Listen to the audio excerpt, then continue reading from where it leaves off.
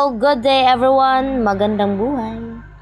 Especially to our beautiful instructor, which is Ma'am Darlene. Good day, Ma'am.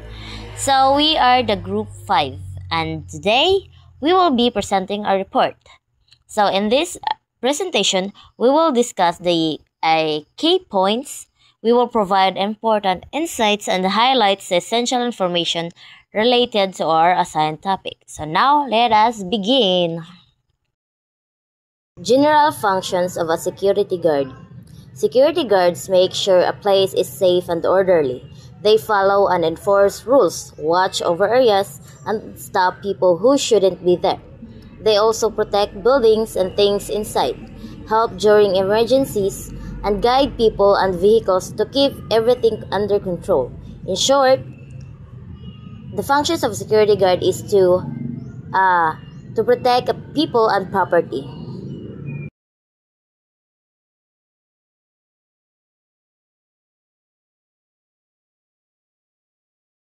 Categories of private security training. First is pre-licensing training programs. Pre-licensing training programs are mandatory prerequisites for securing a license in the security profession. They equip individuals with the basic skill and educational background needed for effective performance of duties.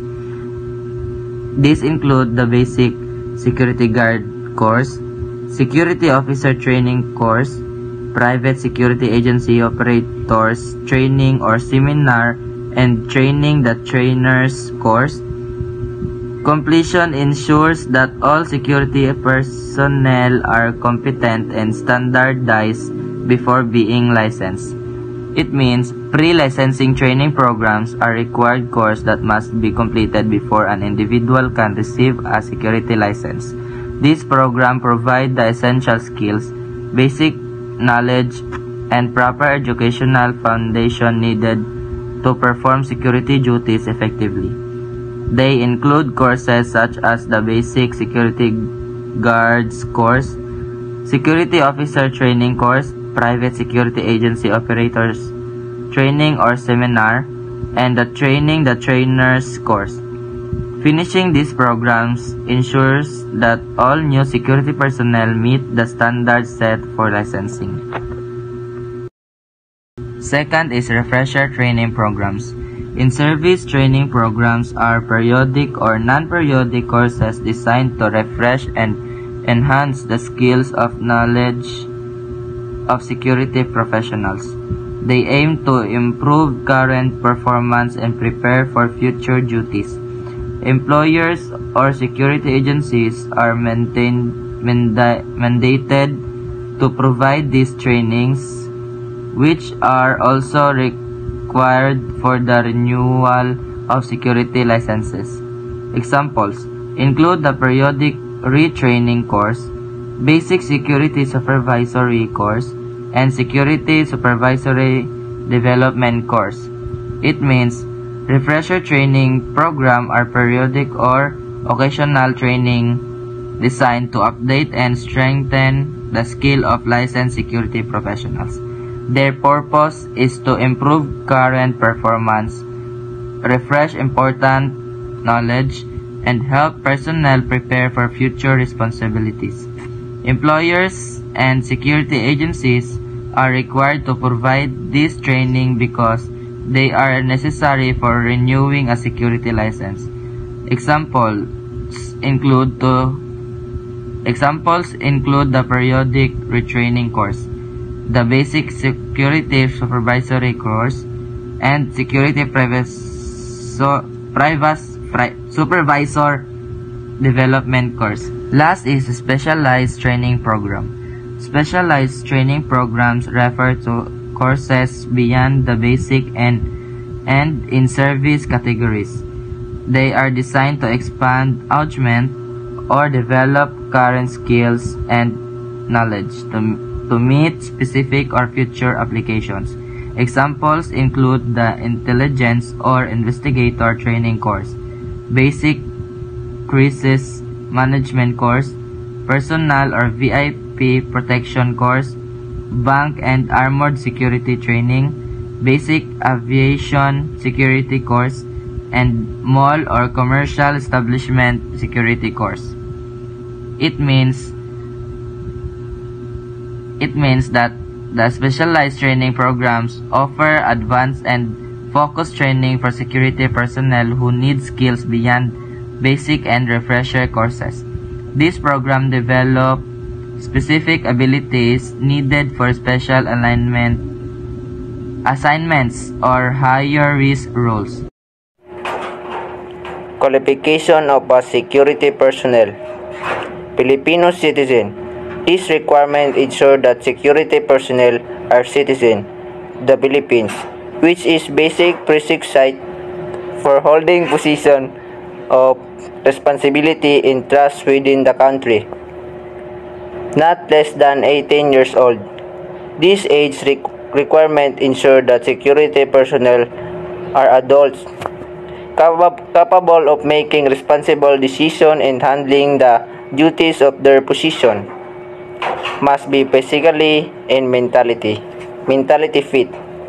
This ensures that security personnel can perform their duties effectively, including responding to emergencies, maintaining vigilance, and handling physical demands. Mental fitness is equally important for making sound judgment and handling stressful situations. Must have taken private security, ensure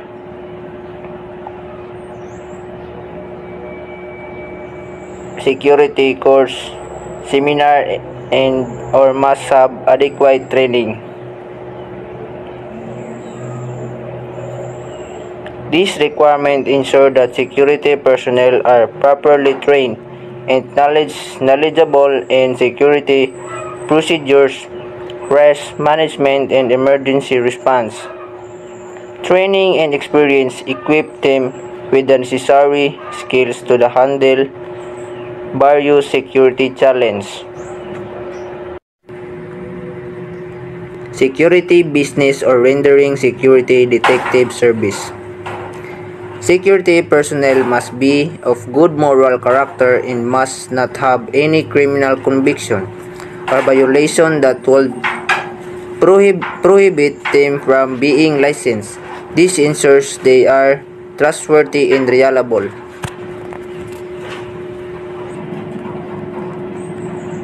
Qualification of a security guard. A security guard must be a Filipino citizen, a high school graduate, physical and mentally fit, between 18 and 50 years old, and have undergone a pre-licensing training course or its equivalent. Powers and duties of security guard. Number 1. Territorial power. A security guard shall watch and secure the property of the person, firm, or establishment with whom he or his agency has a contract for security services. So this means nga ang security guard's authority is limited only to the area or property he is assigned to protect.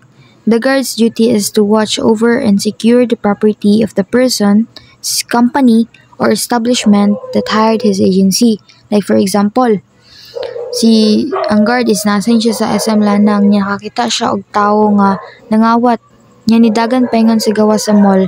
Pwede niya sundon og dakpon ang kawatan hantod sa gawas kung klaro nga hot pursuit.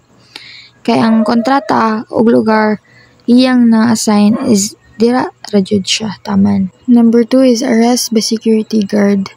A security guard or private detective is not a police officer and is not therefore clothed with police authority. So this means security guard or private detective is not a police officer, so they don't have full police authority. However, pwede sila mag-arrest under certain conditions. Like when the crime happens in front of them. So if ang guard nakakita siya og person nag-commit og crime, or he just committed or trying to commit a crime, the guard can arrest the person immediately. Like in example, ang guard is nakakita siya nga nangawat tong tao sa mall. So kini pwede dayon niya dakpon ang lalaki kay ang guard man mismo nakakita sa nahitabo. Pero kung ang tao lang nagsumbong sa iya na naay nangawat pero wala siya makakita, dili siya pwede mo-aresto kay wala man siya ebidensya. Letter B, when an offense has just been committed and he has probable cause to believe based on personal knowledge of facts and circumstances that the person to be arrested has committed it, and when the person to be arrested is a prisoner who has escaped from a penal establishment or place, or he is serving final judgment or temporarily confined while his case is pending, or has escaped while being transferred from one confinement to another. Section 6, Rule 113, Rule of Court. So, letter B, when the crime has just happened, if the offense was recently committed and the guard has personal knowledge or clear reason to believe that a certain person did it, he may arrest that person. Letter C, when the person is an escaped prisoner, so ang tao nga iyang nakita kay priso nga nakagawa sa kulungan o sa transfer, pwede niya dakpon niya, hand him over to the police. Like for example, ang guard is nakakita siya prisoner nga mitakas samtang gina-transfer siya sa laing prisuhan, pwede na niya i-report din, ipahatag niya sa police, ipahandle niya sa police. So next, method of arrest. When making an arrest, the guard must inform the person that he is being arrested and tell the reason for the arrest. Pero pag ang tao kay caught in the act of committing a crime or running away or resisting arrest, the guard can arrest even without explaining first, especially if explaining might let that person escape. Like for example, kung ang kawatan ni dagan, dili na kailangan moingon pa ang guard nga dakpon ti ka, pwede na day na niya dakpon kay klaro man kaayo iyang sala. Next is duty of security guard making arrests. Any guard making arrest shall immediately turn over the person arrested to the nearest peace officer or police outpost or headquarters. So, kung ang guard is naay siya nadakpan, dili siya pwede magpabilin lang magbantay ato handod sa naay mabot na pulis. Dapat pag nadakpan na niya, iya dayon na ihatod sa duol nga police station para sa proper investigation and custody. Search without warrant. Any security guard may incident to the arrest search the person so arrested in the presence of at least 2 witnesses. So, search without warrant. A security guard can search someone who has just been arrested, but it must done properly and with witness. At least 2 people should see the search to make sure it's fair. Also, a guard can search the employees in certain business like factories, malls, or banks. Duty to assist the law enforcers. Any security guard shall be duty-bound to assist any peace officer in the pursuit of his bounding duty when requested, provided it is within the territorial jurisdiction of his security officer area of duty. So, if the police or any law enforcer asks for help, the security guard must assist them as it happened within the area he is assigned to protect. Ang guard is na ga-support siya sa mga police to maintain peace and order. Function of security supervisor from the security guard's point of view. Number 1. Authority. The supervisor represents rules and leadership. Example, a guard follows the supervisor's instructions about patrol schedules. Number 2. Evaluator. They assess the guard's performance. Example, checking if a guard is alert and properly recording log entries. Number 3. Trainer. Guides guards on how to handle duties. Example, teaching new guards how to operate CCTV systems. Number 4.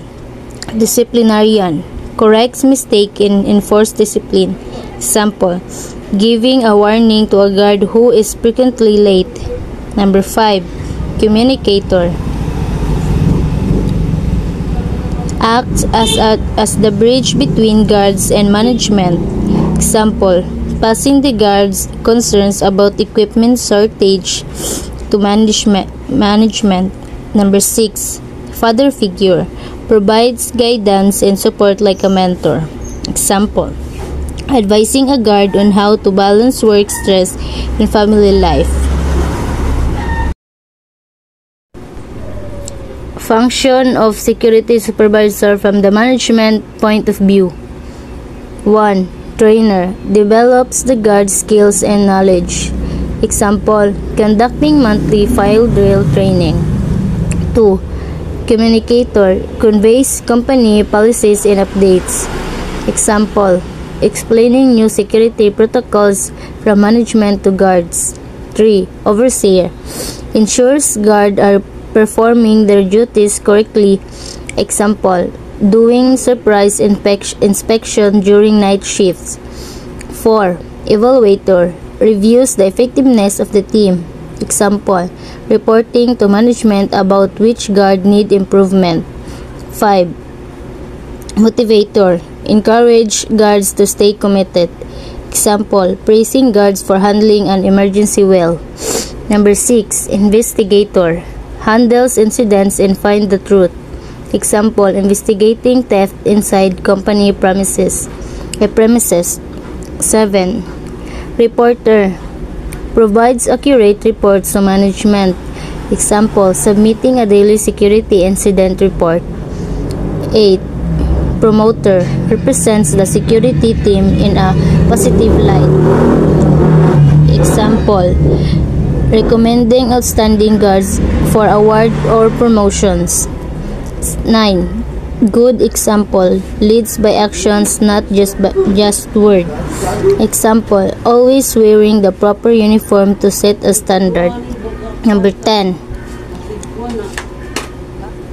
A person who is personally committed in the organization, loyal and dedicated to the organization.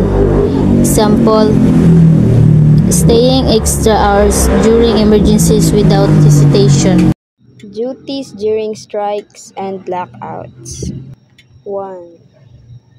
This rule says that security guards can carry guns when they are just nearby protesters or striking workers. They can only carry a nightstick, or in Tagalog is patuta, which might have tear gas. If they are not directly facing or confronting the protester, they are allowed to carry their guns. The goal is to keep things safe and avoid violence during protests. Number 2. Security guards should not touch or talk directly to the striking workers. Number 3. Security guards must stay inside the area they are protecting. They cannot leave the area at any time. Number 4.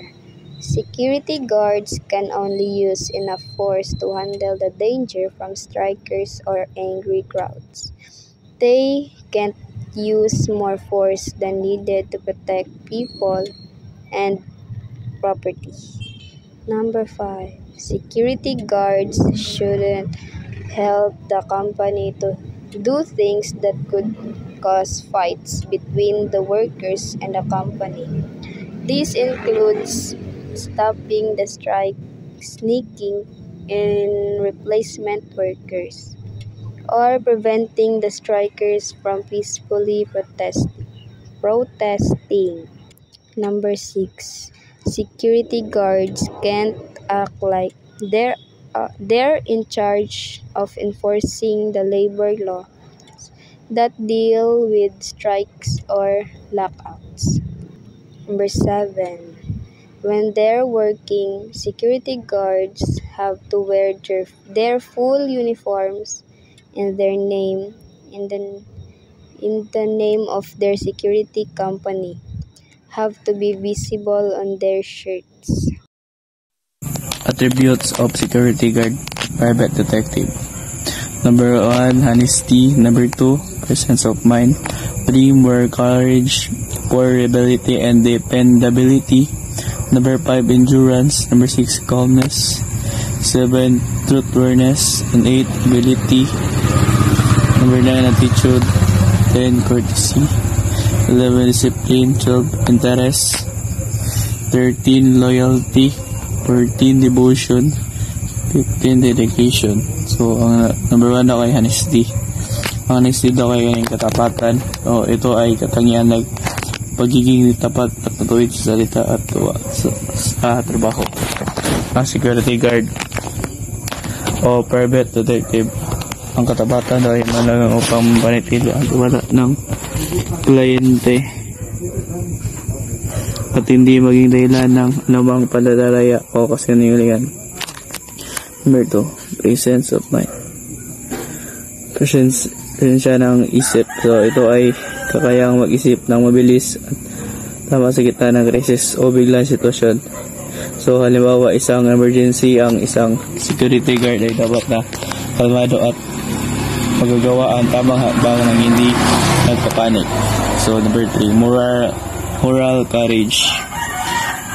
So, ito ay ganing datang naharapin ang mali o panganib.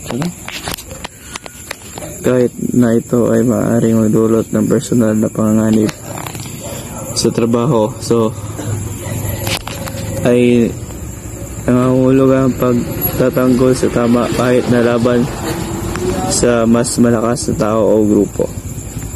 Number 4, reliability and dependability. Ito ay katangian ng pagiging palaging handa at maaaring asahan sa anumang oras. Ang isang security guard ay dapat na palaging nasa lugar at nagagawa ang kanyang tungkulin nang walang pagkabigo. Number 5, endurance. Ito ay kakayang magtiis sa mahabang oras ng trabaho, physical na pagod o stress sa field work. So, maaari daw ang kailangan ng mga pagtayo ng matagal na pagtapos sa emergency, kaya malagang matibay ang katawan at isip. 6. Calmness. So, ang calmness daw ay modo na siya ang pagiging kalmado at hindi madaling maapektuhan ng emosyon sa tensyon sa isang sitwasyon ng mga banta. Ang kalmadong security guard ko daw ay maaaring mag-isip ng malinaw at labanan ang problema ng epektibo. 7. Truthfulness. So, ang truthfulness daw ay katulad ng mga honesty, ngunit ito ay tungkol sa pagiging dapat ng mga katiwalaan ng ibang tao. Ang kliyente ay dapat natiwala. Detective ay magbubulgar ng confidential na impormasyon. Number 8, ability. Kakayahan ito ay mga kasanayan at talento na kailangan sa pagwala ng pagnawa sa batas, pagsasanay sa self-defense o paggamit ng teknolohiya. Number 9, attitude. Ito ay ang modern na siyang positibong salubong o mindset sa trabaho.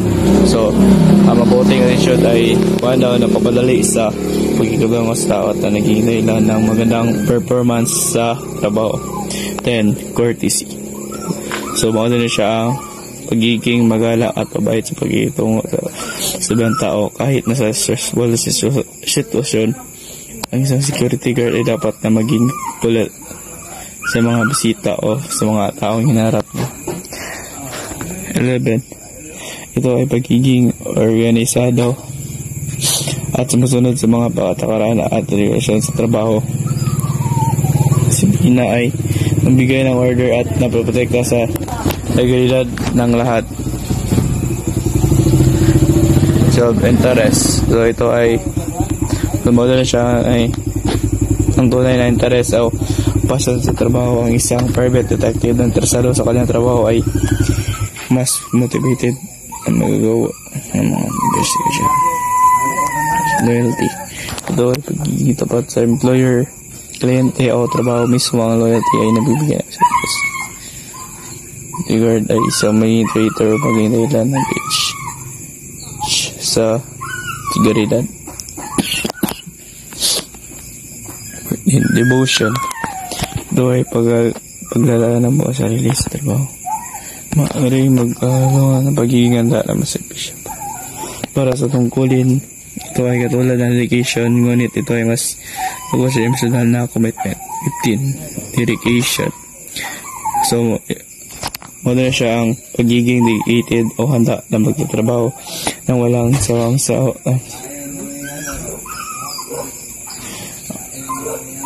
ang isang dedicated na security guard ay palaging nabibigay ng best effort sa kanyang responsibilidad. So, nagkatulad ng devotion, kaya maaari ito ay isang pag-uulit na extension. Categories of private security training. Desirable qualities of security guard. Many of the qualities of the guard are developed through training and experience. So, security guards develop most of their good qualities through training and experience. When they keep practicing a good habit, it eventually becomes natural to them. A very important trait of a good security guard is the willingness to learn and improve. This shows that they are responsible and committed to doing better in their job. There are many qualities a guard should have, but the text is saying that the next part will list the most important or essential qualities needed to be an effective security guard. Number 1, alertness. This is a desirable quality of a security guard as it determines his effectiveness. It must be therefore developed by everyone desiring to become a security guard. Alertness. So being alert means always paying attention to what is happening around you. A good security guard notices small details, people, vehicles, or unusual behavior. This helps prevent problems before they happen. Alertness comes from being focused, dedicated, and watchful. Number 2, judgment. Sound good judgment is more than the use of common sense. It is arriving at wise and timely decision. This process involves mental comparison of an unfamiliar present situation with a similar one of known values and relationship. Judgment. Judgment means making the right decisions, especially during unexpected situations. A guard uses past experiences and common sense to choose the best action. If unsure, the guard should ask help from a supervisor, as the rules say. Next, confidence. It is a state of being sure, a state of mind free from doubt of misgivings. This attribute includes faith in oneself and his abilities, which is attained by job knowledge. So, confidence. Confidence is believing in yourself and your own abilities. A confident guard performs better and stays calm. This comes from proper training, experience, and trust in your team and equipment by giving your best on yourself. Next is physical fitness. Security guard work is tremendous and demanding. In the protection of plant, even the guard's life may depend on his physical fitness. Security work can be physically tiring and sometimes dangerous. A guard must be strong, healthy, and trained in basic defense skills. Good fitness helps a guard react quickly and protect himself or other people. Next is tactfulness. A security guard's ability to deal with others successfully without offending is tactfulness. To have authority and responsibilities without manifesting superiority and overbearingness is real tact. So, tactfulness. Tactfulness is dealing with people politely and with respectfully. Even when giving orders, a tactful guard is firm but not rude. Sometimes, he can communicate clearly without showing arrogance or eagerness. Next is self-control. It is the ability to take holds oneself regardless of provoking situations. A security guard must have sound judgment and tact, but without self-control, he becomes personal and the situation will go out of hand. So, self-control. From the word self-control, it means staying calm even if difficult or provoking situations. A guard should not get angry or argue with people. He have a self-control. He can handle problems smoothly and professionally. Desirable qualities of security supervisor. The security supervisor must win the confidence of his men and relying their abilities to execute the plans and programs. Qualities that tend to influence leadership confidence are the following. Number one, physical and nervous energy. It is impossible to be a supervisor unless one possesses an adequate amount of physical and nervous energy to permit him to take an active interest in his work. So, physical and nervous energy. A supervisor must have enough energy and mental strength to stay active, alert, and involved in the work. Number two, sense of purpose and direction. Any good supervisory leader will have in his mind a definite purpose which he hopes to achieve. He will then direct all his energy toward reaching the goal. So number two, sense of purpose and direction. It means if a good supervisor knows what goals he wants to achieve and guide his team toward these goals, he must achieve it. Next is enthusiasm. No person can succeed without enthusiasm. An enthusiastic man loves his work and enjoys performing it. So number three, enthusiasm means enjoying the job you're applying and showing passion on it. A supervisor with enthusiasm motivates his team to work better and more. Number four is friendliness and affection. A supervisor must have this follow his example, and the organization will be well on the two qualities to successfully lead his subordinates. They will always do success. So number four, friendliness and affection. If ang supervisor should be friendly and caring to his team, so there are no problems when employees feel respected, they follow and trust their leader more easily. Next is integrity. Every leader should have this quality.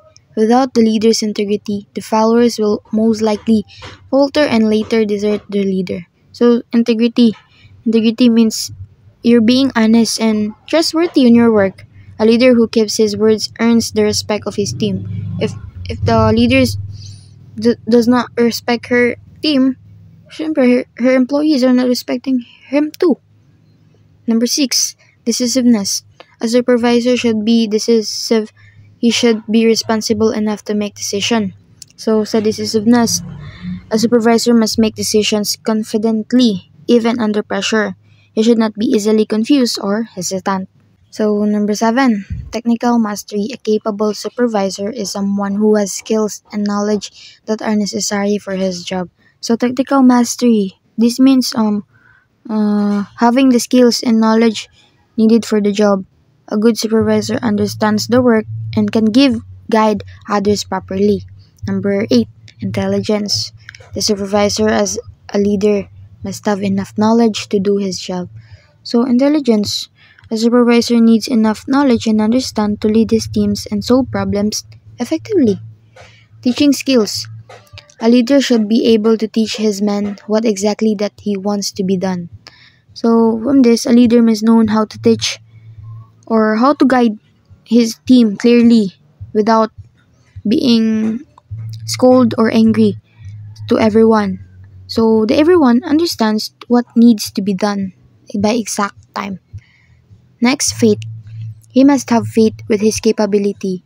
He must have faith with his superiors and the capability of those under him. So, faith. A supervisor should believe in himself, trust his superiors, and have confidence in his team. Basis for disqualification. Below are the situations or behavior that would disqualify an individual to become a security guard or private detective. So, below are the situations or behaviors that prevent a person from becoming a security guard, detective, or a private security personnel. So these are actions or conditions that shows the person is not fit, not trustworthy, or not allowed to perform security duties. If someone falls under any of these disqualifications, they cannot be accepted or cannot continue working in the security professions. So, number one, dishonorable dismissal or discharge without honor from PNP, AFP, government entity, or government-owned or controlled corporation.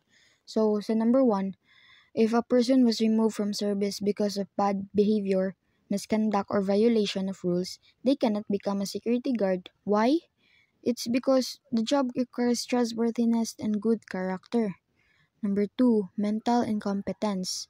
Mental incompetence. If a person is not mentally fit or cannot think clearly and responsibly, they are not allowed to work as a security guard because guards needs to make good decisions, stay alert, active, and handle emergency properly.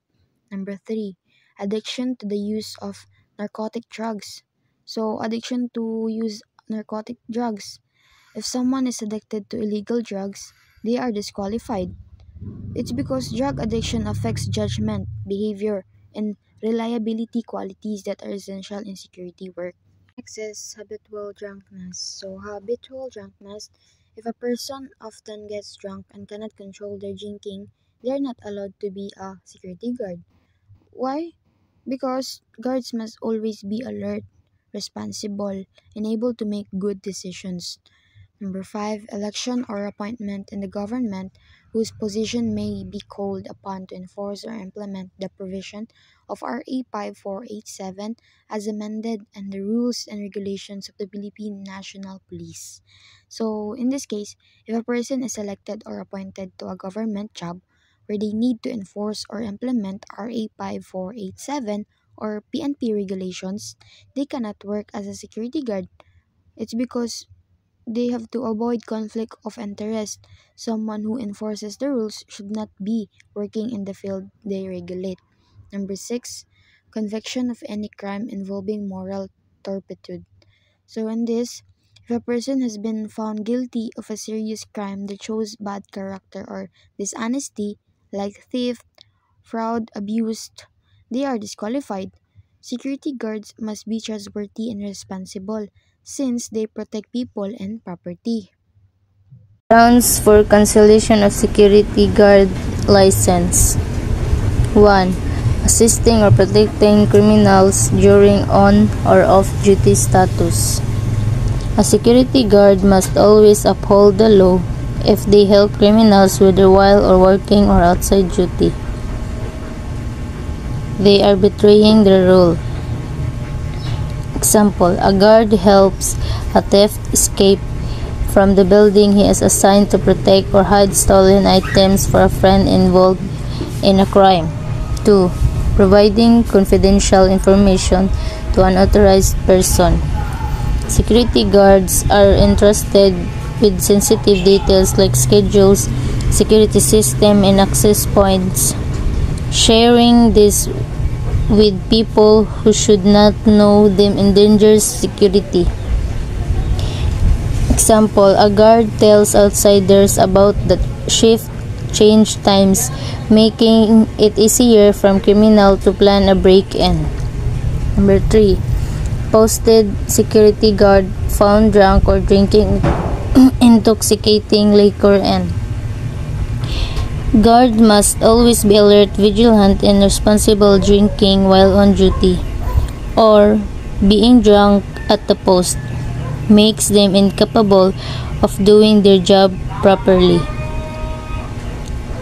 Example, a guard assigned to protect a warehouse is caught drinking beer while on post, making him inattentive when burglars attempt to enter.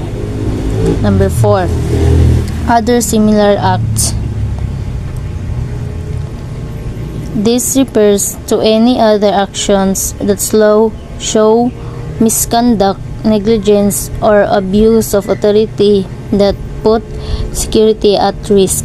Example, sleeping while on duty, abandoning the post without permission, or using a firearm irresponsibly. So, Private Security Agency Law, RA 5487 as amended. Below are the specific amended provisions of Republic Act number 5487 as amended. So, this part tells you that the law Republic Act 5487 contains updated or revised rules. The slides will show the specific changes or provisions that apply to people working under private security agencies. A. Organization. Section 4 as amended, who may organize a security or watchman agency. Qualification of an agency operator. So, Filipino citizens or corporation with 100% capital. ang Philippine citizens or corporation so ay isang mamamayang Pilipino o isang corporation na 100% na pag-aari ng mga Pilipino. Ito ay upang tiyakin na ang operasyon ay nasa ilalim ng kontrol ng mga lokal na mamamayan na sumusunod sa mga batas ng bansa tungkol sa pagmamayari at seguridad. Hindi maaaring dayuhan o korporasyon na may dayuhang kapital ang mag-a-apply. At least 25 years of age daw. Ang ganito daw ay dapat hindi baba sa 25 taong gulang. So, ito ay isang minimum na edad upang matiyak na ang tao ay sapat na mature at may karanasan sa buhay upang humamak ng responsibilidad sa pagtatakbo ng isang ahensya. College graduate or commissioned officer of the AFP in the inactive service. So, ang college graduate daw ay isang graduate dapat ng kolehiyo, katumbas nito ang isang commissioned officer ng Armed Forces of the Philippines. So, nasa inactive service, ibig sabihin, hindi na aktibo ang naglilingkod sa militar. Ito ay nagbibigay diin sa edukasyon at karanasan sa militar upang magkaroon ng kaalaman sa disiplina, liderato at operasyon ang inactive service. So, ang of good moral character ay mabuting karakter o moralidad. Ito ay kinakailangan upang patunayan na ang tao ay tapat, maasahan at walang kasaysayan ng krimen o hindi magandang gawi. Karaniwan ang sinusuri ito sa pamamagitan ng background check o sertipiko mula sa barangay o ibang autoridad upang matiyak ang agency operator. Disqualification with recorded of conviction of any crime involving moral turpitude.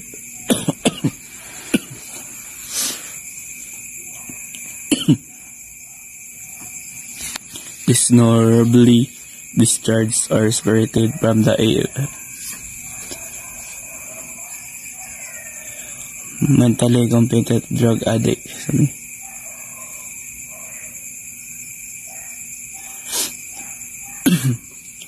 And for drug addict with record. So ang with record of conviction kay kung ang tao daw ay may record ng pagkakulong dahil sa anumang krimen na nagsasawa ng moral turpitude. Also, ibig sabihin daw na kay mga krimen na nalaban sa moralidad o etika tulad ng mga pandadaraya, pangasa o pagnanakaw na may kasamang pagtataksil. So, ito ay nagdidiskwalipika sa kandidato dahil ito ay nagpapakita ng kawalan ng integridad at maaaring magdulot ng panganib sa operasyon ng ahensya. So, ang dishonorably discharged or separated kay kung ang tao daw ay dishonorably discharged kay ibig sabihin na kay nalayas ng may kahihiyan o hiwalay na nasa serbisyo ng Armed Forces of the Philippines. Dahil sa masamang dahilan ito ay napakita ng mga tao ay hindi nagawa ang kanyang tungkulin ng maayos sa militar. So, ang mentally component, mentally component ay dahil ang disqualification ay para sa mga hindi sapat sa mental na aspeto. So, bilawang ipapaliwanag aspeto. So, ang bilang disqualification kung ang tao ay hindi mentally component, ibig sabihin ay may problema sa isip o hindi sapat na maunawaan ng mga responsibilidad tulad ng may sakit sa isip o makaka-apekto sa pagdesisyon. So, ito ay kinakailangan upang matiyak ang Ang agency operator ay may sapat na mental na kalusugan upang humawa ng kalagayan tungkulin ng ligtas at epekto. So, drug addict. So, kung ang tao daw kay isang drug addict, ibig sabihin, may addiction sa droga tulad ng pagiging dependent sa legal na gamot. So, ito ay na-disqualify dahil ang addiction ay maaaring naka-apekto sa pag-unawa, pagdesisyon. Disqualifications: habitual drunkard and alcoholic. So, habitual drunkard and alcoholic, this refers to a person who frequently consumes alcohol to the point that it affects their health, behavior, or judgment. Such as individuals are considered unfit for positions requiring responsibility, reliability, and the ability to make sound decisions, like security or law enforcement roles. Number 2, elective or appointive government employees. This means people who currently hold a government position, whether they were elected, for example, like mayor, councilor, or appointed like government officers. They are disqualified to avoid conflicts of interest, overlapping duties, or violation of laws regarding holding multiple positions. And lastly, dummy of any foreigner. This refers to someone acting as a front of placeholder for a foreign national, often to bypass local laws or regulations. Such as individuals are disqualified because they are not truly independent decision makers and may be legally or ethically compromised. Section 16, as amended, limitations and prohibitions. Organizational structure of private security agency, company, security service, government, security units. Initial requirements of 100 guards should be contracted during the first year of operation. The 200 guards minimum requirements should be complied in the succeeding year of operation. So, organizational structure. Private security agencies and government security units must follow their prescribed organizational structure. Like, for example, a private security agency can just hire 50 guards and run without supervisors, admin, and management. They must have a manager, supervisors, and guards as per the rules. Similarly, a government security unit in a city hall must follow the official hierarchy like chief security officer, security supervisors, and guards. Main branch offices of PSAS. Branch offices to be established and maintained in other provinces and cities where at least a minimum of 10 guards are employed during the first year. Branch offices to be registered regional PADPAO and regional PROS. So main and branch officers. Branches can be opened in other cities or provinces if at least 10 guards are employed. All branches must be um, registered with the regional authorities. Like, for example, the Securco has its main office in Manila. They want to open a branch in Cebu. They hire 12 guards for the Cebu branch, meets the minimum requirement. They register the Cebu branch with the regional PADPAO and regional PROS, fully compliant. B. Management. According to RA 5487, security agencies and guards need to get the right licenses and permits from the government before they can work. Agencies must have proper offices, firearms, documents, and reports to stay legal. Security guards should wear the official uniform and carry basic tools like a baton, flashlight, notebook, or firearm. They can also use extra tools like handcuffs, radios, or canine dogs if they are properly trained. These rules make sure that security work is legal, safe, and professional. Private Security Detective Agency. Licenses required for security personnel, RA 5487, Section 4 and 5, as amended and implemented in Sections 1 through 3 of Rule 2nd and of NIRR. License required for security personnel.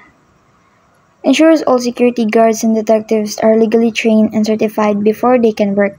Example: Juan wants to work as a security guard for a detective agency. He must first get a security guard license issued by proper authority. Without it, he cannot be legally employed. License to operate by the Civil Security Group PNP, Section 6, 7, 8, 7, and 9, RA 5487. So, Authority Civil Security Group PNP Section 6, 7, and 9. The agency itself must be legally allowed to operate. Like for example, SecureCo Detective Agency must apply for a license to operate from the Civil Security Group of the PNP. Only after approval can they legally provide security or detective services. Registration with the Security and Exchange Commission or SEC. Registration with the Bureau of Documents and Department of Trade and Industry (DTI). With SEC for corporations or partnership. With DTI for sole proprietorships. With Bureau of Documents if applicable. Ensures all legal documents of the agency are properly filed. Example, SecureCo Detective Agency is a corporation. They register with the SEC to be legally recognized as a company. Mayor's permit from the local government where the agency is operating or having business. Barangay permit. So, mayor's permit required from the city or municipality where the agency operates. The barangay permit needed from the barangay and local community for legal operation within their area. Like for example, SecureCo opens in Makati. They get a mayor's permit from Makati City Hall and a barangay permit from Barangay Poblacion. Private security consultants, managers, operators, security officers, private detectives, and private security guard. License to exercise. Profession by PNP, Social Civil Security Group PNP. Appropriate mandatory clearance. So, ang need ay sa kanang kuan mo kanang mo kuan gaw mga ingani kay NBI clearance, barangay clearance, police clearance, drug test o neuro, psychiatric evaluation. So, mandatory requirements for private security detectives agency. Business office, firearm, vault, organizational chart to be displayed openly in office.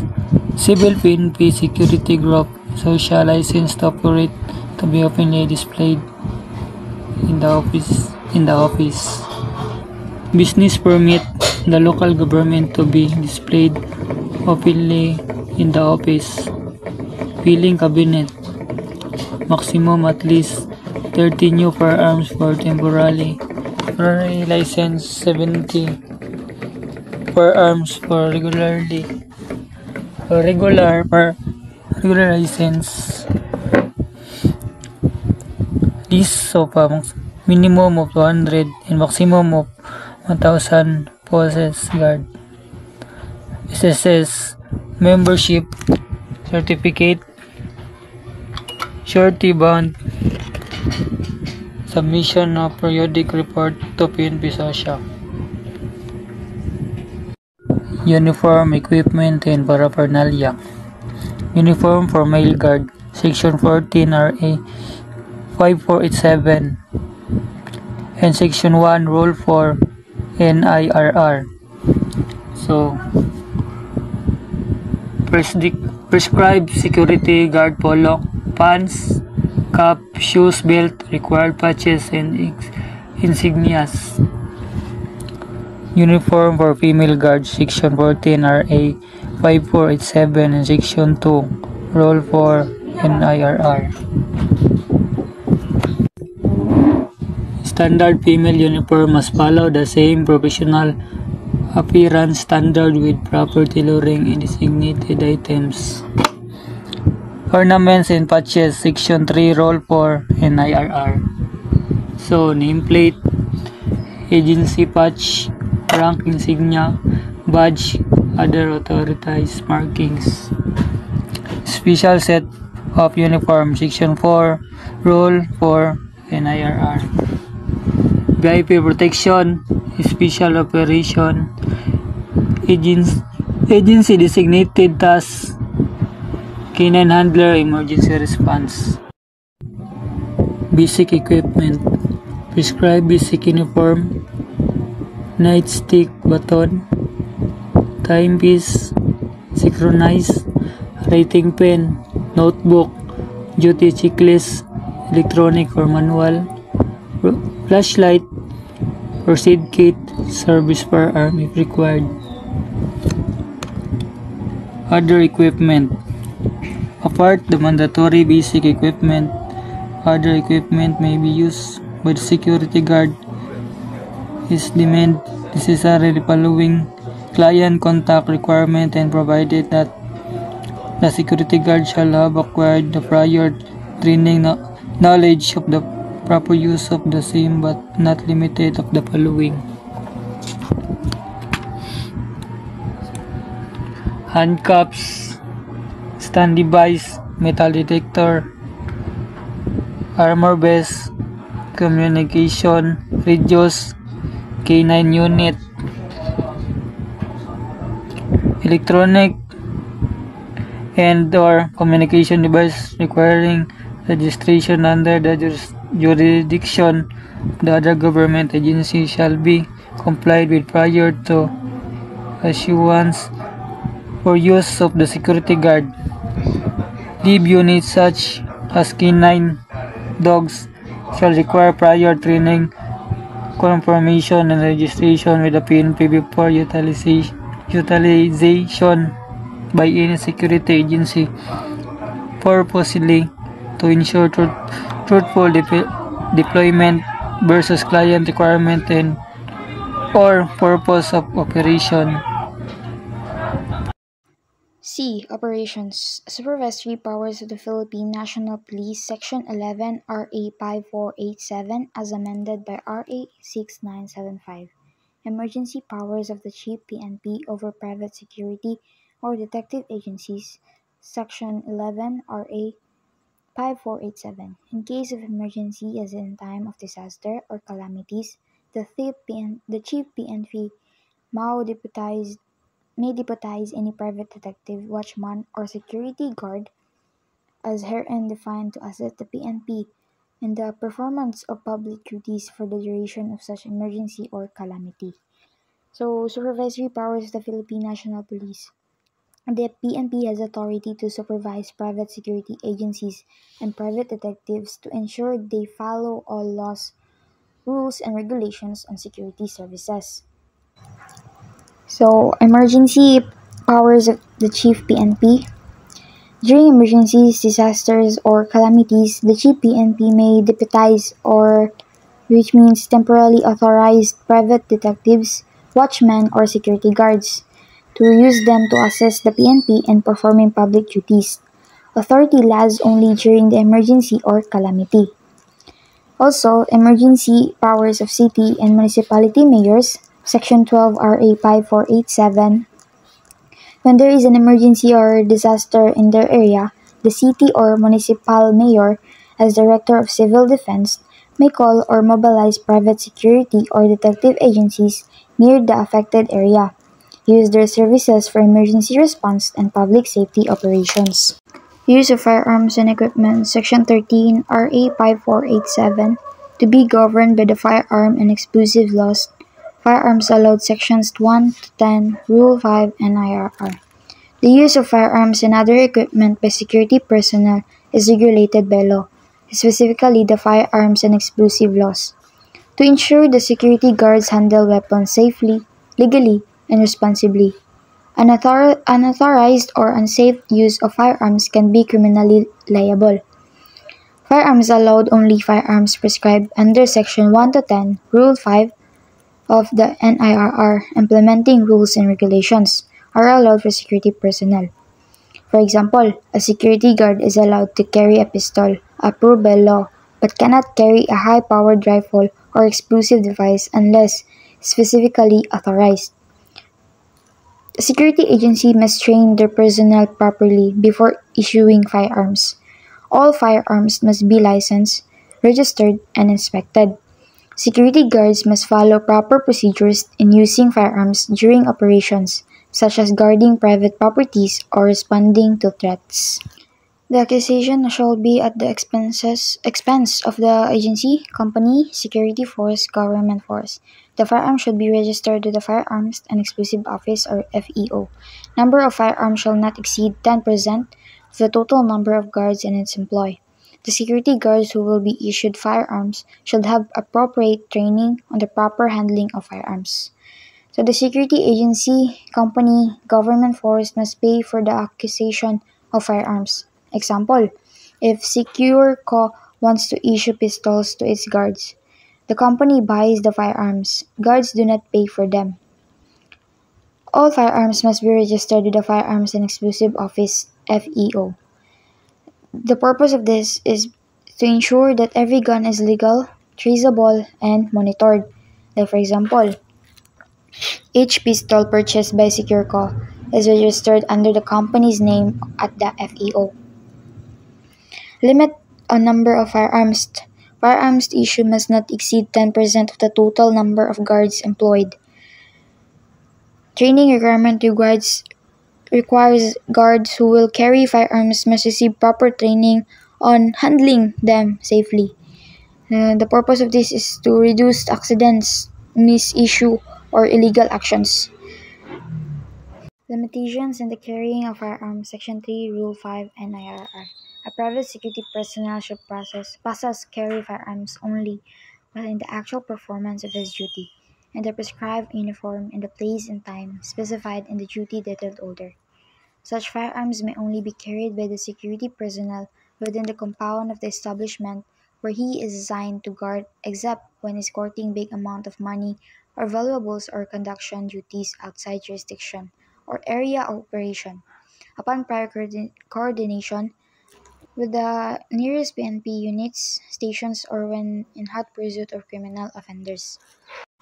Duty Detailed Order using SOSHA Form Number 12 to 94 shall include the following: name, address, and telephone number of the agency, issue serial number and date of DDO, complete name and designation of grantee, and purpose.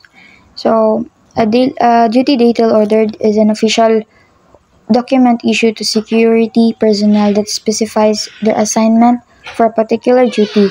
It ensures clarity, accountability, and proper reporting. So required information of the form: number 1, exclusive date of detail, the period of a specific date the guard is assigned to a duty. Example, January 5 to 7, 2026. Number 2, firearms description and serial number. List any firearms issued to the guard for that detailed, including type and serial number. Example, Glock 17 serial number G123456778. Authorized uniform to be used.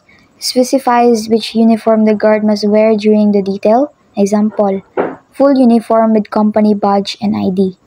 Other specific instructions, remarks, any special instructions for the detailed such as areas to patrol, persons to monitor, or procedures to follow. Example, check all entrances every 2 hours. Report any unusual activity immediately. Number 5, signature over printed name and designation of issuing officer. The officer issuing the order must sign the form and print their name and designation. It's to ensure authenticity and accountability. Example, signature, sign. Printed name, Juan de la Cruz. Signation, security supervisor. Justification for confiscation of firearms. When the firearm is about to be used in the commission of the crime, when the firearm is actually being used in the commission of the crime, when the firearm has just been used in the commission of the crime. So, when firearms can be confiscated, firearms may be confiscated legally under certain circumstances to prevent or respond to criminal activity. When the firearm is about to be used in the commission of a crime, the authorities can confiscate a firearm if there is a clear evidence that someone is preparing to commit a crime with it. Like for example, police stop a person carrying a loaded gun outside a bank, and the person is acting suspiciously as if planning a robbery. When the firearm is actually being used in the commission of a crime, confiscation is justified during the crime itself to stop it and prevent harm. Like for example, a security guard sees someone firing a gun during a theft and takes control of the firearm to stop the incident. When the firearm has just been used in the commission of a crime, even after the crime is completed, the firearm can be confiscated as evidence for investigation and prosecution. Like for example, police apprehend a person immediately after a shooting and seize the weapon for evidence. Duties of security personnel in case of impending strikes in relation to the use of firearms, Section 7, Rule 5, and IRR. To report the chief PNP or the nearest police agency such as impending strike, to exercise diligence in the collection and safekeeping of firearm safety vaults, provide therefore to prevent the use of the firearm thereof in the furtherance of the strike. To ensure that all firearms, ammunition, and the possession of all striking security personnel of the agency are immediately collected and secured in the safety vaults under the control of the agency, and to assume responsibility in the proper handling of firearms, in order to prevent misissue or misuse of the same, or that none member should be allowed to hold said firearms issued or licensed in favor of the agency. So, when a strike or labor unrest is anticipated at a company or establishment, security personnel have specific responsibilities to ensure safety, legal compliance, and proper handling of firearms. Number 1, report to authorities. Security personnel must report any impending strikes to the chief of PNP or the nearest police agency. The purpose in this is to alert law enforcement so they can monitor the situation and prevent violence. Number 2, exercise diligence in firearm safekeeping. Security personnel must safely secure all firearms in the designated firearm safety vaults. The purpose of this is to prevent firearms from being misused during the strike, protecting both lives and property. Limitations and prohibitions. Limitations.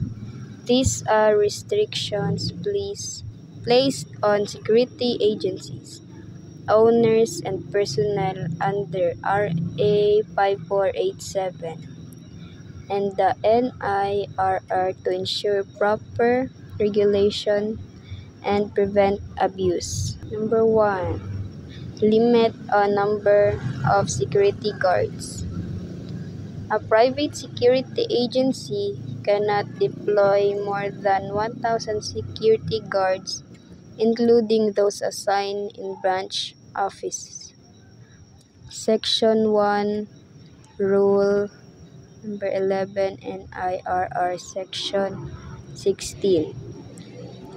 RA 5487 as amended by PD 100. Administrative sanctions.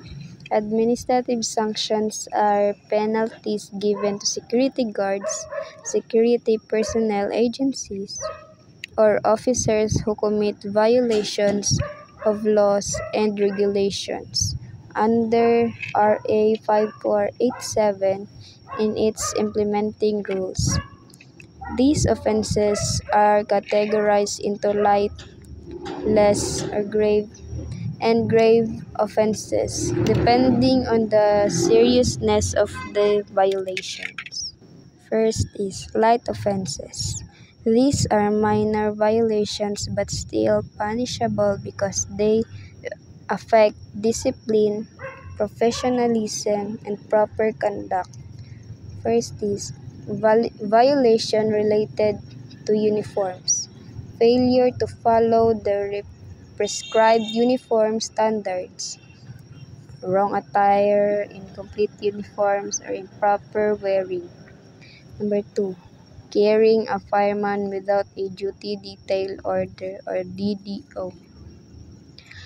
A guard is not allowed to carry a firearm. A guard is not allowed to carry a firearm unless officially assigned through a valid DDO. Number 3. Failure to notify the nearest police station during emergencies. Not reporting incidents such as disorders, riots, strikes, or emergencies is punishable neglected of duty. Number 4, drinking alcohol while on duty. Consuming alcoholic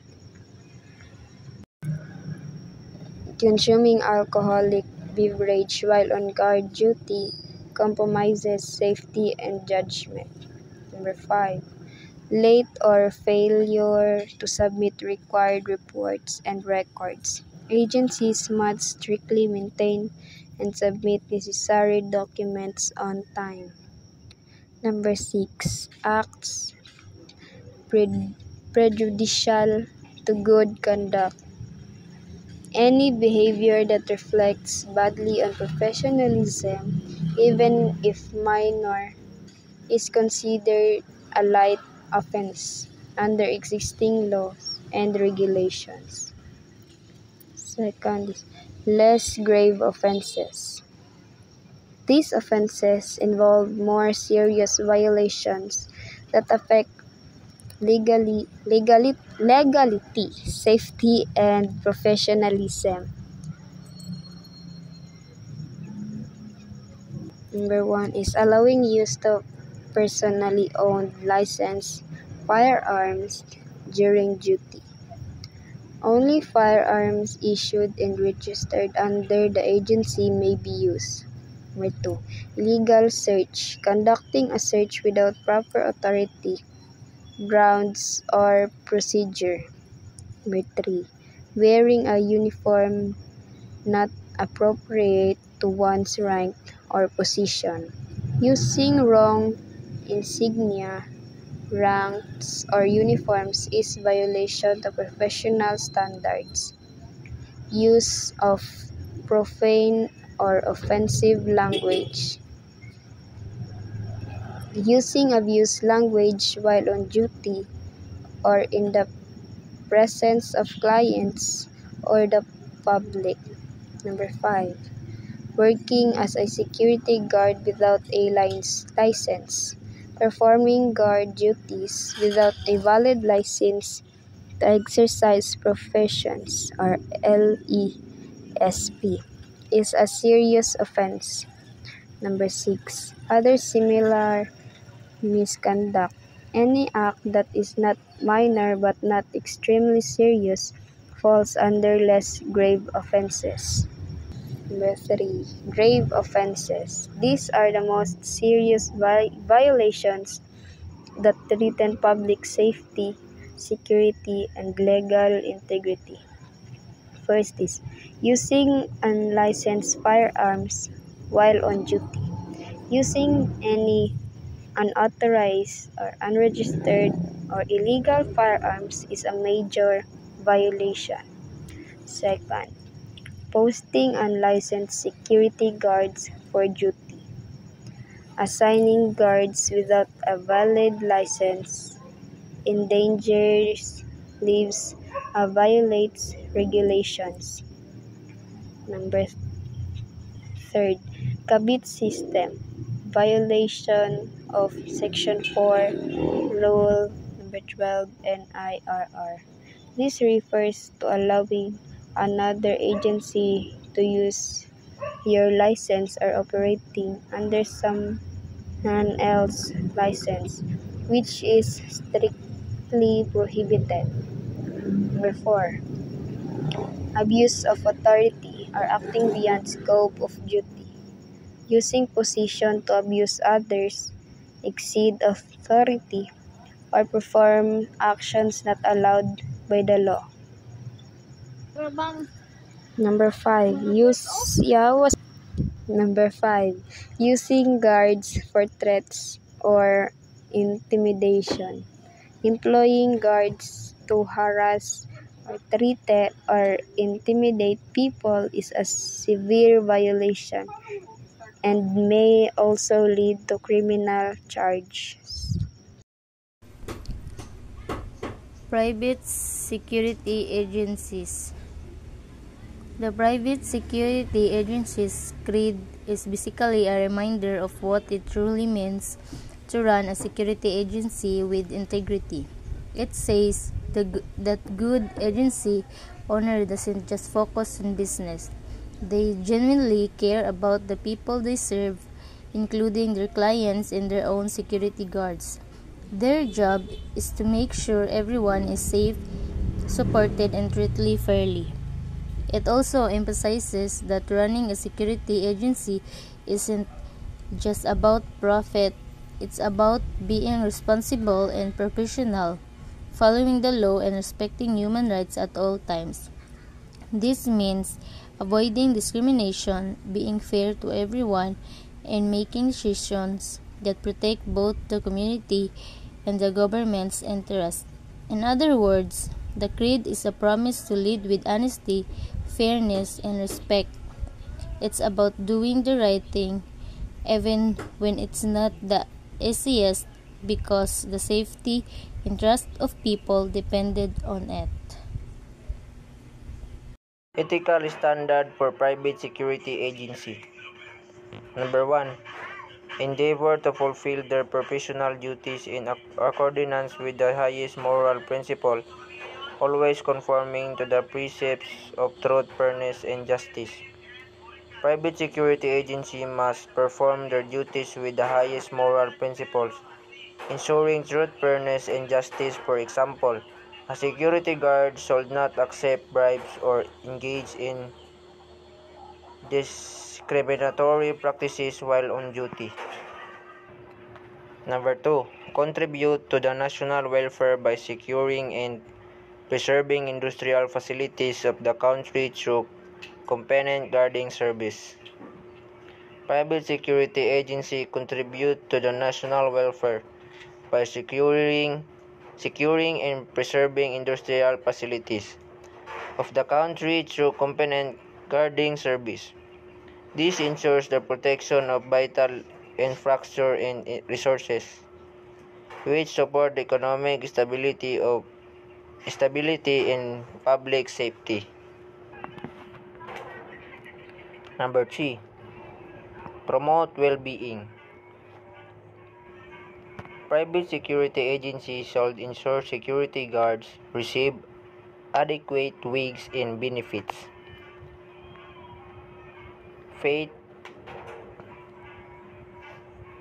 Number 4. With faith and diligence perform their contractual obligation for the protection of life, limb, and property.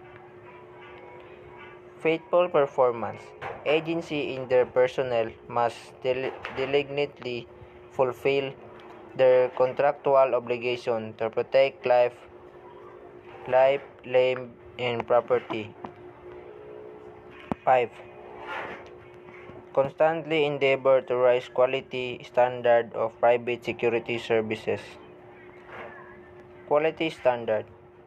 There should be a continuous effort to raise the quality standard of private security service. Number 6.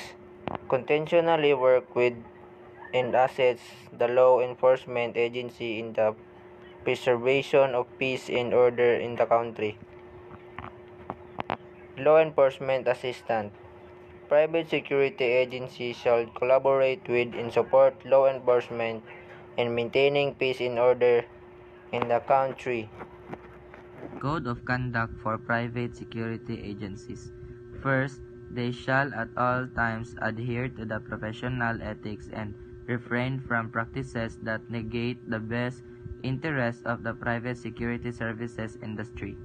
It means private security agencies must always follow the highest ethical standards. They should avoid any practices that could harm the reputation or interests of the private security industry. Second, they shall always consider that unity in the profession is vital and paramount for the attainment of common objectives. It means unity within the profession is crucial. Private security agencies should recognize that working together and maintaining solidarity are essential for achieving common goals and enhancing the overall effectiveness of the industry. Third, they shall not use deceitful means and misrepresentation in all their business transactions. To this end, they shall avoid granting of rebates or commissions in securing guarding contracts. Meaning ato kay kuan. Private security agencies must conduct their business with honesty and transparency. They should not use deceptive tactics or misrepresentation in any business dealings, including avoiding the granting of rebates or commissions when securing contracts. Fourth is they shall not indulge in cutthroat competition by undercutting the existing contract rates between PSA and the client and the minimum contract rate prescribed under PADPAW Memorandum Agreement in conformity with existing minimum wages laws. It means private security agencies should engage in fair competition. They must not participate in cutthroat competition by undercutting existing contract rates below the minimum standard set by PADPAW or Philippine Association of Detective and Protective Agency Operators, Memorandum Agreement, and existing minimum wage laws. Fifth is they shall pay their guards in accordance with rates fixed by law. They shall not impose any unauthorized deductions on the gurus to seek employment elsewhere as they choose, subject to existing laws, nor accept a guard without clearance from the losing agencies. It means private security agency must pay their guards according to the rates fixed by law. They cannot impose unauthorized deductions on guards who seek employment elsewhere, subject to existing laws, nor can they accept a guard without clearance from their previous agency. 6 is when a prospective client with existing company security force call or bids for additional security guard. All bidding security agencies shall observe the principle of equal pay for equal work, considering the rate of pay of the company security service their own guards. It means when bidding for additional security guard services for a prospective client with an existing company security force, all bidding security agency must adhere to the principle of equal pay for equal work. They should consider the rate of pay of the company's own security when determining their bid. 7. Anchored on the principle of security property, of providing safety of persons and maintaining peace and order with such property. When accepting contract with clients having existing conflict of claims, management, ownership or administration of properties and establishment, where there exists or forthcoming another contracted or contracting agency, they should conduct themselves and their deployed guard in a manner primarily not to be used against each other at the same time without compromising their respective contracts. It means private security agency must secure property, provide safety to persons, and maintain peace and order within such property. When accepting contracts with clients having existing conflict of claims, management, ownership, or administration of properties, and where there is another contracted agency. They should conduct themselves and deploy their guards in a manner that does not compromise their respective contracts are allowed them to be used against each other. 8. They shall endeavor to raise the standard of service in the security profession through incentive and in-service training. It means private security agencies should strive to improve the quality of service in the security profession through incentives and in-service training programs. 9 is they shall establish and educate library of books, magazines, and their publications on security subject, materials, references, etc. in each PSA. It means each private security agency, PSA or PSA, should establish and educate library of books, magazines, and other publication on security-related subjects, materials, and references. 10. They shall always be truthful and accurate in reports required by CAGSD and other competent authorities and be prompt in the submission of the same.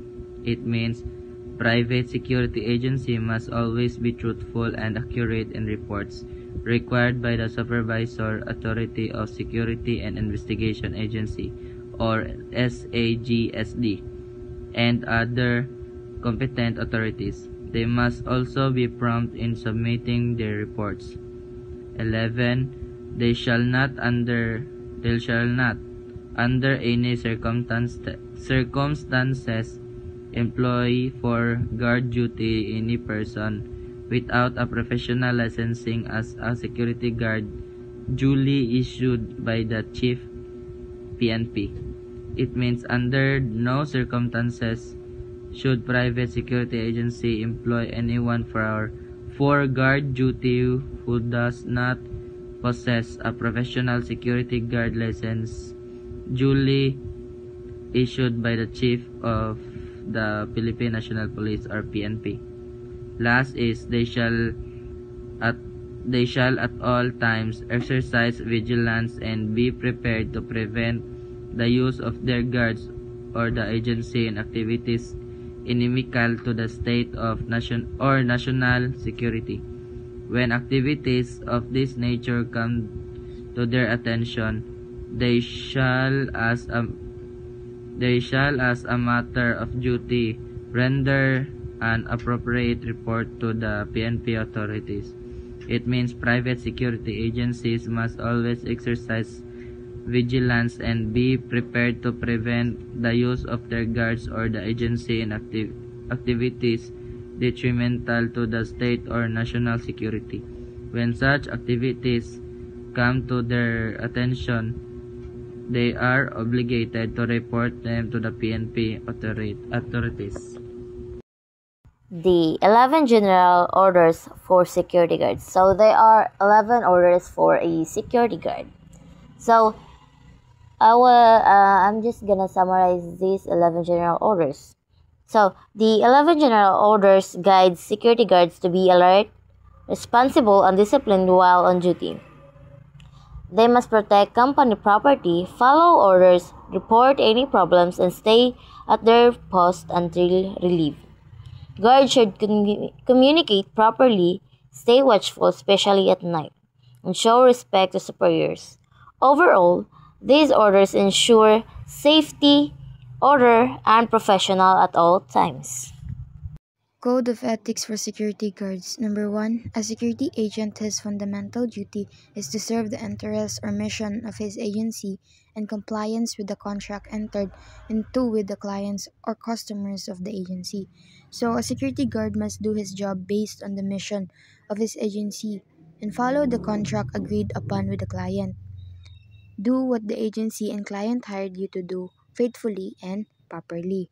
Second, he shall be honest in thoughts and deeds, both in his personal and official actuations, obeying the laws of the land and the regulations prescribed by his agency and those established by the company he is supposed to protect. So, be honest.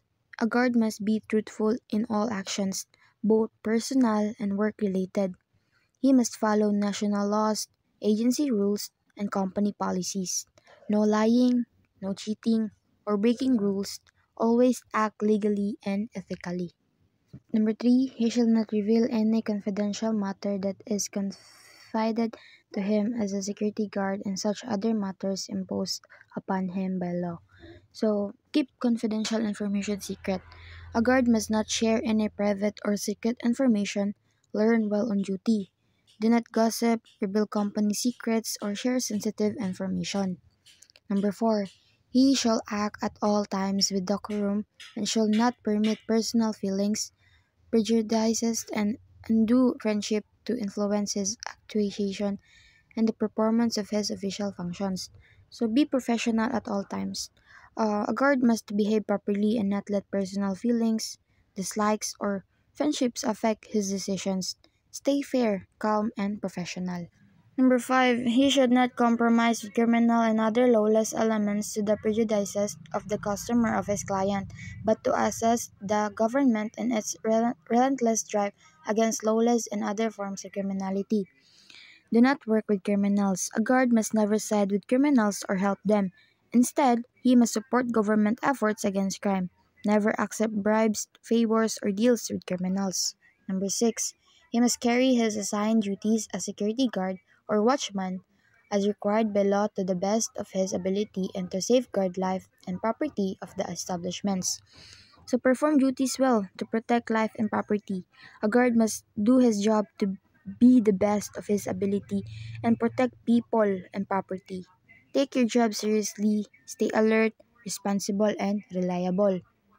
Number 7, he should wear his uniform, badge, patches, and insignia properly as a symbol of public trust and confidence, as an honest and trustworthy security personnel and private detective. So wear the uniform properly.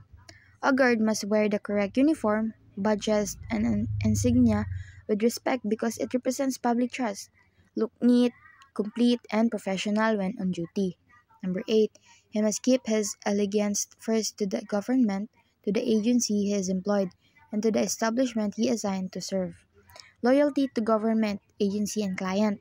A guard must show loyalty first to the government, then to his agency, and lastly to the clients he serves. Follow the chain of commitment. Country first, employer second, client third. Number 9, he shall diligently and progressively familiarize himself with the rules and regulations laid down by his agency and that of the customers and clients. Know the rules and regulations. A guard must study and understand all agency rules and policies of the client he serves. Know your job, your responsibilities, and the rules of the place you guard. Number 10, he shall at all times be courteous and respectful, and he should submit to his superior officers, government officials, and company officials of the establishments where he is or the company he is supposed to serve. Be courteous and respectful. A guard must always show respect, especially to superiors, government officials, and company leaders. He should salute when required. Good manners and respect are part of the job. Number 11, he should report to his duty always in proper uniform and neat in appearance. He should learn at heart or memorize and strictly observe the laws and regulations governing the use of firearms. Report to duty in proper uniform and neat appearance. A guard must come to work clean, well-groomed, and wearing the correct uniform. Look presentable because appearance reflects professionalism. Number 12, know the follow and laws of firearms. A guard must memorize and strictly follows the laws and rules about firearms use. Handle guns safely, legally, and responsibly at all times. Code of conduct for security guards. First is a security guard must always have their license, ID, duty orders, and gun permit if applicable, with them while working. This ensures they are authorized and accountable. Second, security guards can't use their license and positions to harm the public, the client, or the person they are protecting, the customer, or their own security company. Number 3, security guards shouldn't chat with people unless it's part of their job, and they should only sit down if they need to. They need to be alert and ready to act at all times. Number 4, security guards cannot read newspapers, magazines, books, or anything similar while they are working. They need to be focused on their job. Number 5, security guards are not allowed to drink any alcohol right before or during their shift. Number 6, security guards must know how to use the fire extinguisher at their assigned locations. Number 7, security guards should know where the fire alarm is located near their post and how to use it if there's a fire or other emergency. Number 8, they should know the phone numbers of the local police and fire stations. Number 9, if they see any signs of trouble like a disorder strike, riots, or serious law violations, they need to tell the police right away. Number 10, don't tor- Number 10, a security guard or group of guards should not join in with any disorder, strikes, riots, or any serious violations of law. Number 11, security guards should help the police keep peace and order and protect life and property. Their job is similar to the law of enforcement.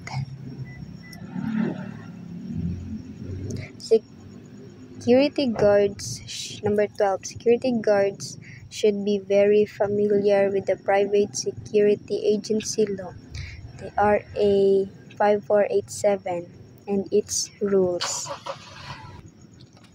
Number 13, if a security guard is given a firearm, they should never lend it to anyone else.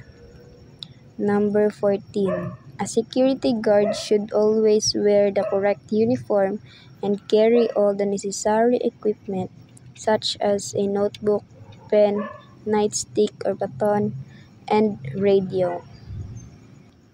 Any security agency or guard who break these rules will be penalized according to the IRR of RA 5487. Chapter 14, Guard Force Administration.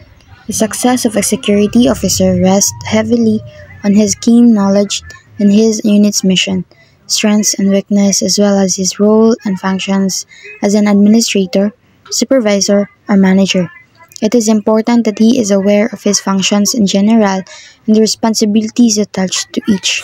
Hence, it is critical that the security administrator realize that he has two specific purposes of existence. Number 1, the accomplishment of the mission and looking for the welfare of his men. So, what is Guard Force Administration? So, this refers to how a security manager, administrator, or a supervisor leads and manages a group of security guards so they can work effectively and accomplish their mission. A security leader must understand the mission of the unit, the strengths and weaknesses of his team, and his responsibilities as a leader. A good security officer knows what to do, how to guide his people, and how to take care of them. The two main purposes of security administrator, number 1, to accomplish the mission. This means ensuring that the security unit protects lives, property, and the client's interests successfully. Number 2, to care for the welfare of his men. This means making sure guards have proper training, fair treatment, rest, safety, and good working conditions. A leader must finish the mission and take care of his people. So, to accomplish this role and responsibilities, his job is divided into 4 functional areas. Number 1, leadership and command. So, leadership and command, it means guiding, motivating, and influencing guards so they follow and work effectively. Number 2, operations, managing the daily activities of guards, patrolling, monitoring, handling incidents, and implementing security plans.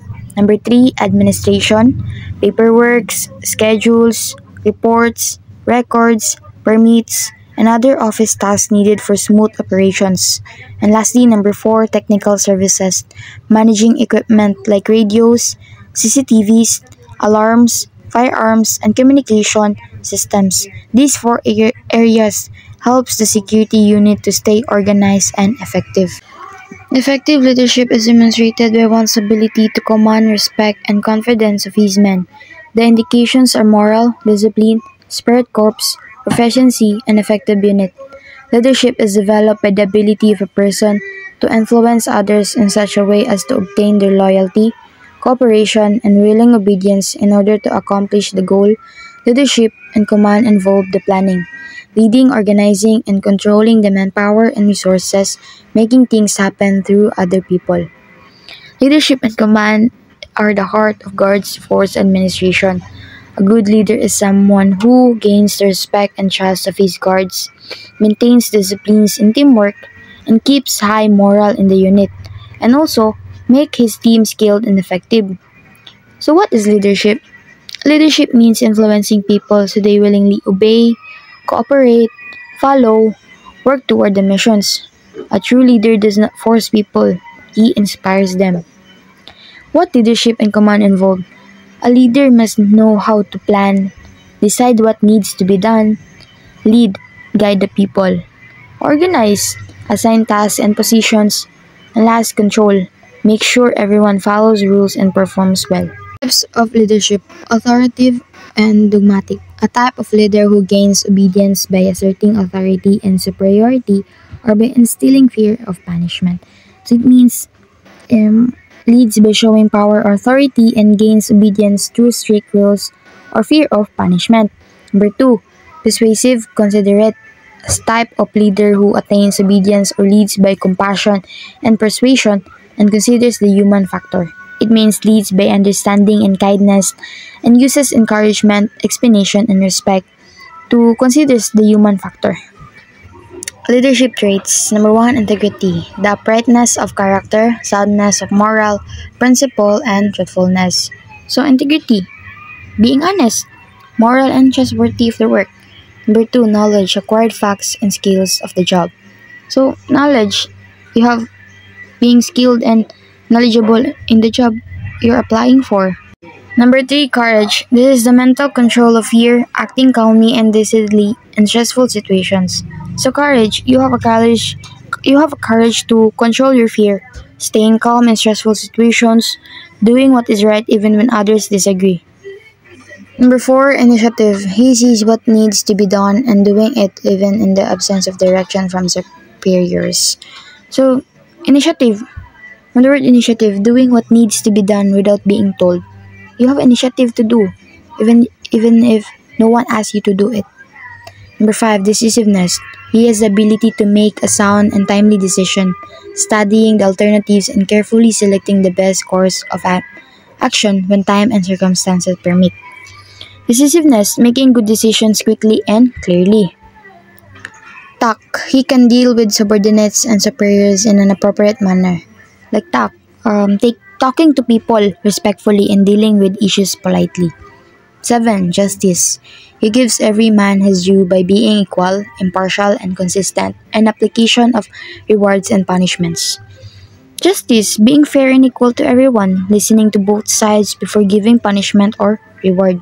Number 8, dependability. He performs his duty loyally, being at place he is expected to be at certain time.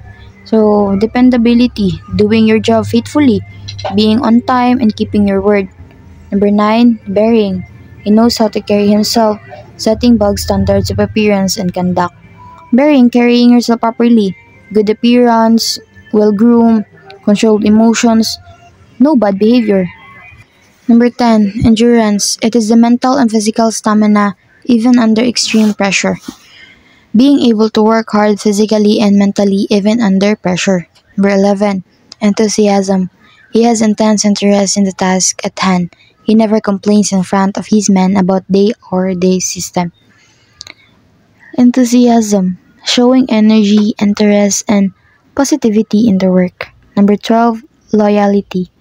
Loyalty. This is the quality of faithfulness to the organization, superiors, subordinates, and associates, passing and carrying out the orders of superiors without expressing personal criticism. Loyalty, being faithful to the organization and team, supporting superiors and defending your men. Number 13, unselfishness. This quality ensures that needs of his men are met before attending to his own needs. So, unselfishness, putting the needs of your men first and sharing hardship with them. Number 14, judgment, is the ability to logically weigh facts and possible solutions on which to be based sound decisions. From the word judgment, thinking carefully, weighing facts and choosing the best solution while considering consequences. That's all po. Thank you.